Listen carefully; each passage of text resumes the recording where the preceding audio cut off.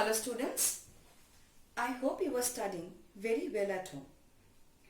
Students, today I am going to explain about perfect competition and its characteristics under the heading of alternative market structure. Now, perfect competition is a market or market structure in which there are a large number of producers or firms producing a homogeneous product so that no individual firm can influence the market of the commodity. Now, what do you mean by firm? It is an individual enterprise. So students, in this type of market, price is determined in the industry. That is, by all the firms taken together through the force of market demand and supply. Now what do you mean by industry? It is a group of competing firms selling well-defined product. Let me give you an example. For example, thousands of farmers of West Bengal produce and sell the Boro variety of paddy. So what is a Boro? It is a variety of paddy in the market. Here an individual farmer has no control over the market.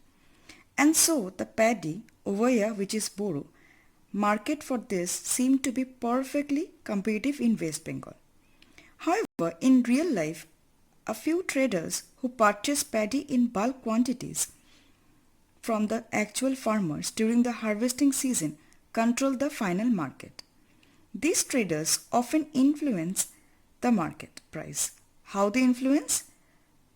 They control over the stock and market supply of paddy.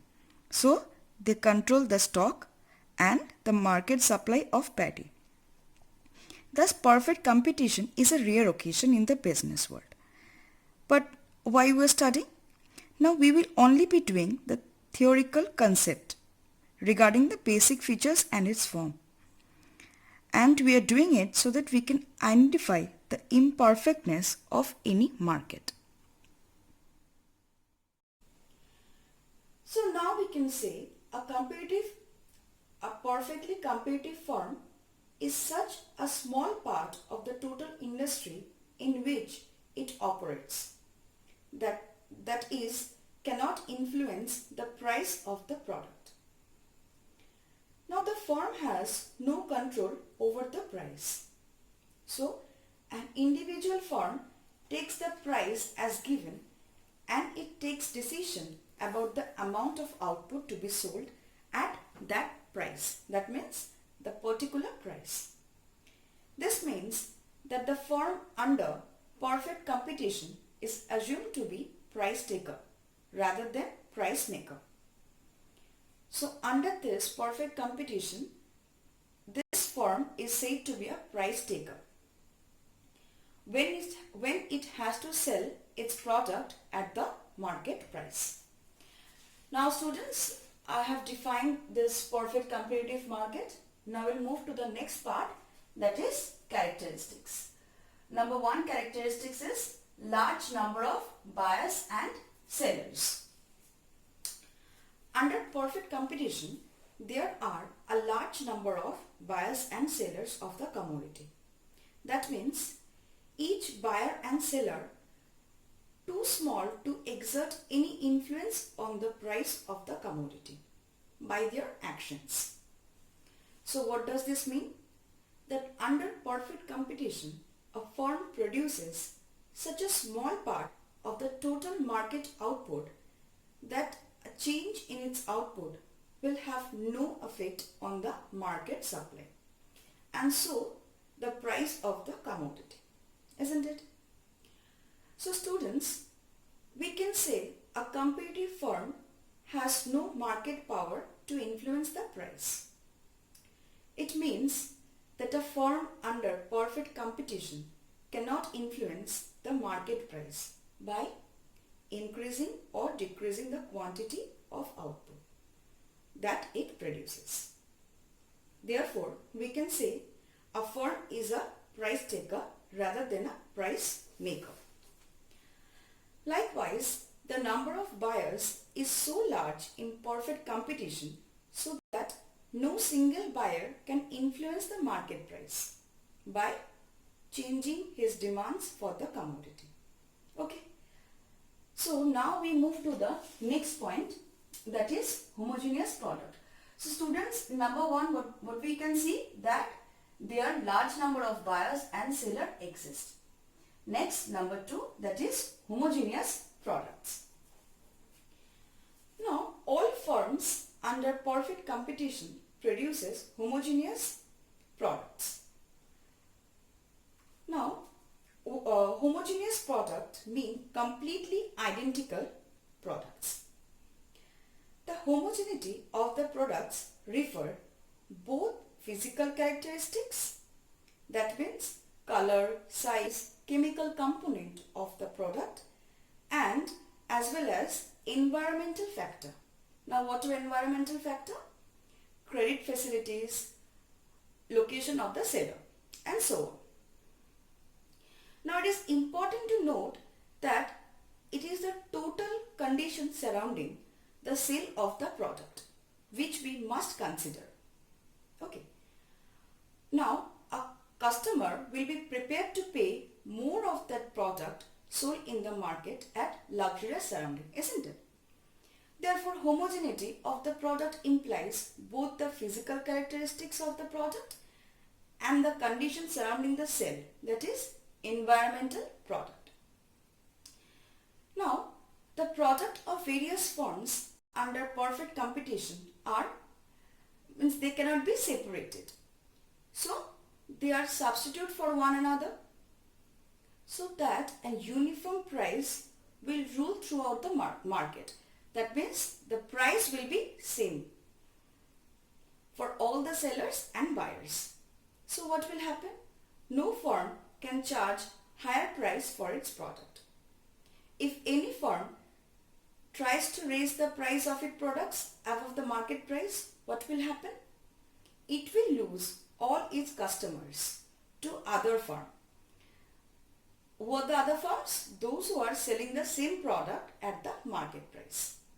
Similarly with the buyers has no reason to express their preference for the product of one particular firm. Why? As they does not provide any special offers or discount. Okay. Now we come to the third point, that is freedom of entry and exit. Under this heading, it is one of the important heading.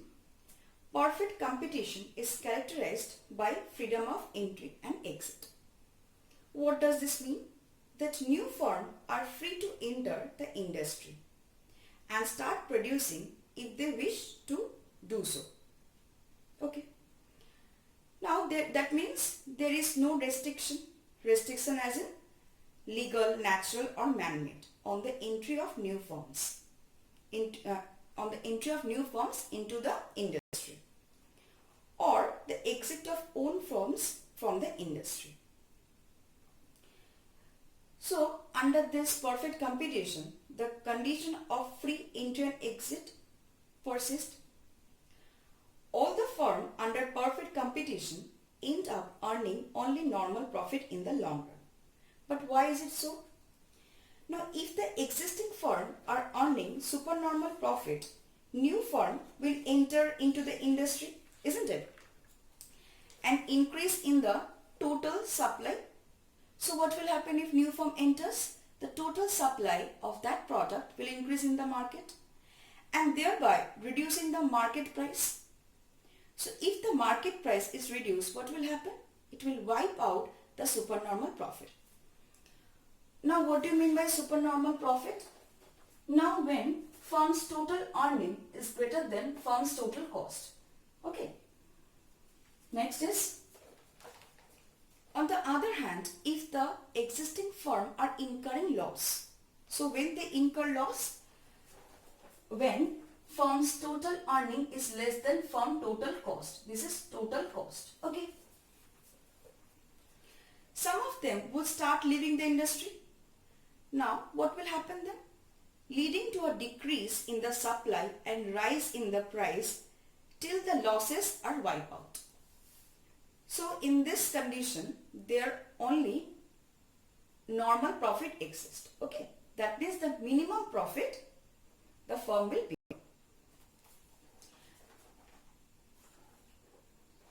Next point, number 4, perfect mobility of resources. Now this is another characteristics of perfect competition.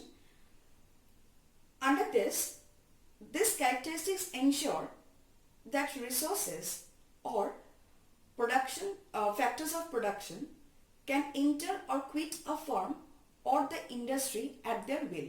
Means whenever they feel like they can enter or quit. So what does this characteristics imply, students? That resources are able to switch over from one use to another without any restriction.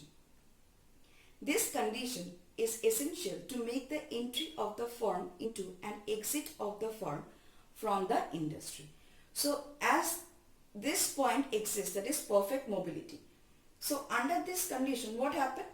The entry of the firm into the business or exit are possible. Okay. Now the next point, that is number 5, is perfect knowledge. Now consumers, farmers and resource owners, those are the producers, under perfect competition have perfect knowledge. Now this perfect knowledge we already discussed. A perfect knowledge about the market condition.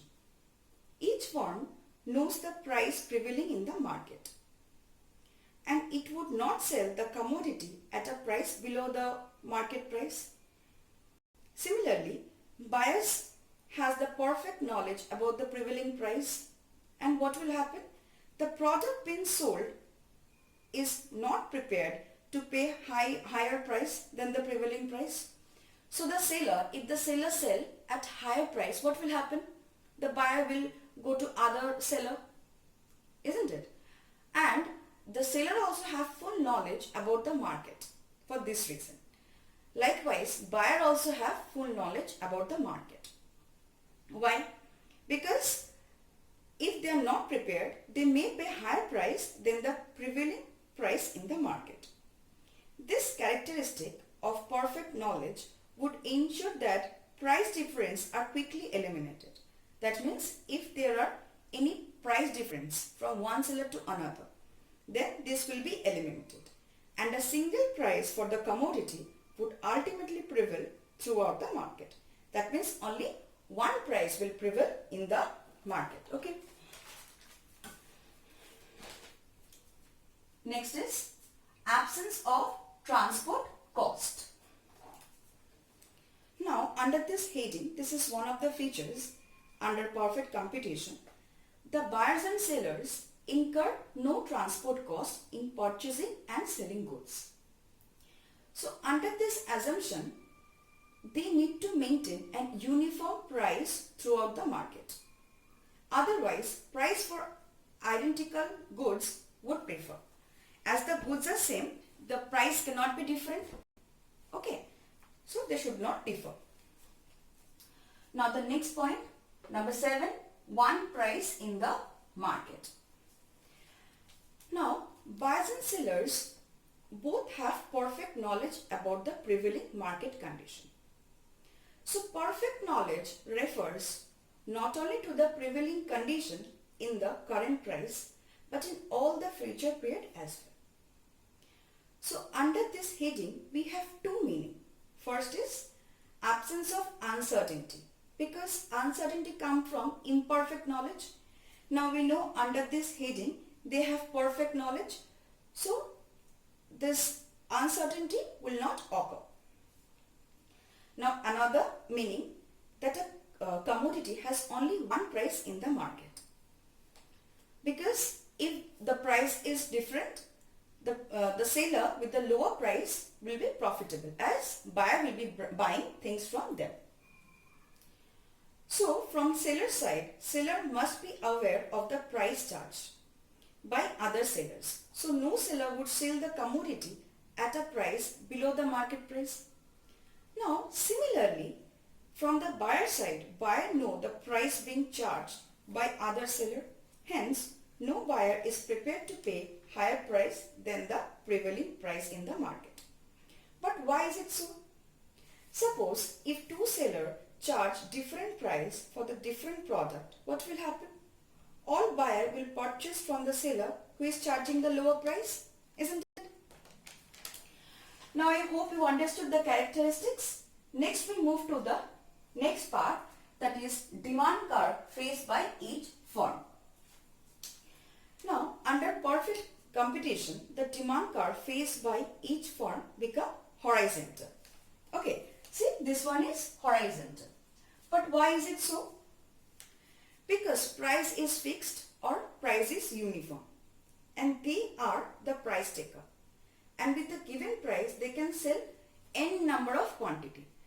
Now, as the price is fixed, you can see the price is fixed. If they want to sell more quantity, they can sell. But the price remains fixed. Okay.